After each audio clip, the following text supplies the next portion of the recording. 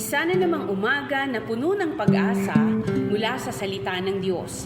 Halina at makibahagi sa ating umagang pagbubulay, pagpapalakas at pagpapatatag sa ating pananampalataya sa Panginoong Hesus. Mula sa Section 6 ng Southern Tagalog District Council of the Assemblies of God, tayong lahat ay magkaisa sa pagpapalagong espiritual.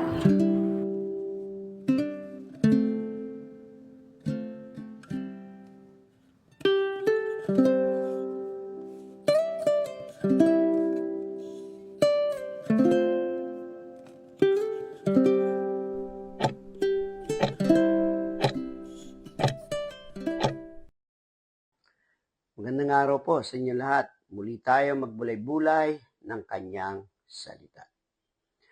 Sa Romans chapter 15, verse 13, ay sinasabi ay ganito, puspusin nawa kayo ng Diyos na siyang bukal ng pag-asa, at nawa ay pagkalooban niya kayo ng kagalakan at kapayapaan sa pamamagitan ng inyong pananampalataya, upang mag-umapaw ang inyong pag-asa sa pamamagitan ng kapangyarihan ng Espiritu Santo. Ang ating pong title ngayon ay Pag-asa na nagmumula sa Diyos. Sa panahon ng kaguluhan, krisis at kabiguan, ang isa sa pinakamahalagang bagay na maaari nating panghawakan ay pag-asa. Ngunit hindi lahat ng pag-asa ay matibay. May mga pag-asang madaling maglaho. Pag-asa sa tao, sa kayamanan, o sa sariling kakayanan. Ngunit may isang uri ng pag-asa na hindi nasisira, ang pag-asa na mula sa Diyos. Sa talatang ating pong binasa ay sabi doon, ang Diyos ay siyang bukal ng pag-asa. Yan po ang tunay. Ang Diyos ang bukal ng tunay na pag-asa.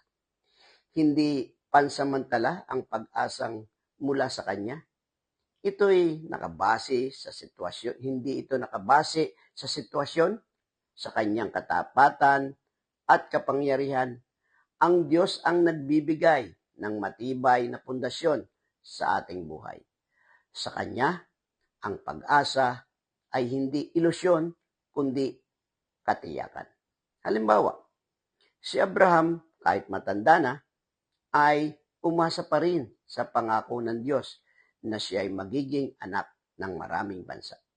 Sabi doon sa Romans chapter 4, verse 18, kahit wala ng pag-asang magkaanak, nanalig pa rin sa Abraham na siya ay magiging ama ng maraming bansa, ayon sa sinabi sa kanya, sindami ng mga bituin ang iyong magiging lahi.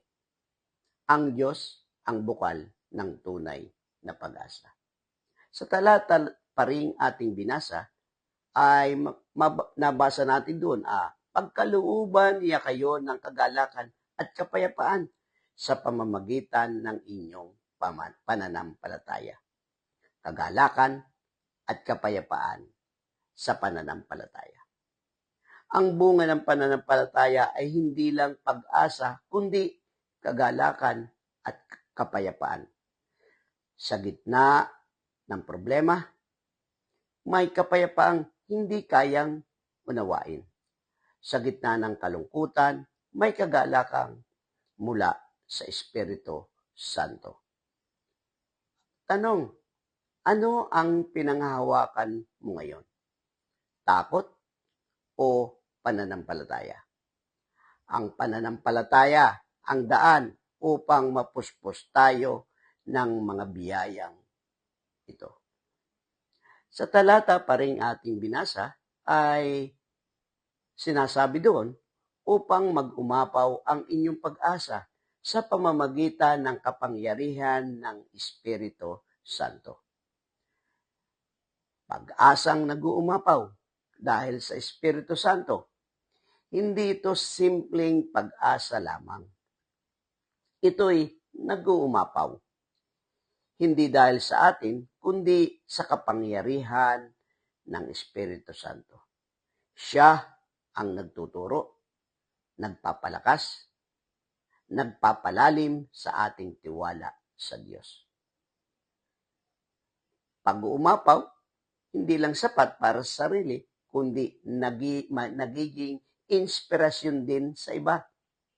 Kapangyarihan ng Espiritu ang nagpapabago naman sa puso't isipan, nagtutulak sa atin upang patuloy na umasa kahit mahirap.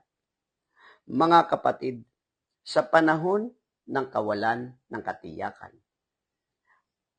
paalalahanan natin ang ating sarili.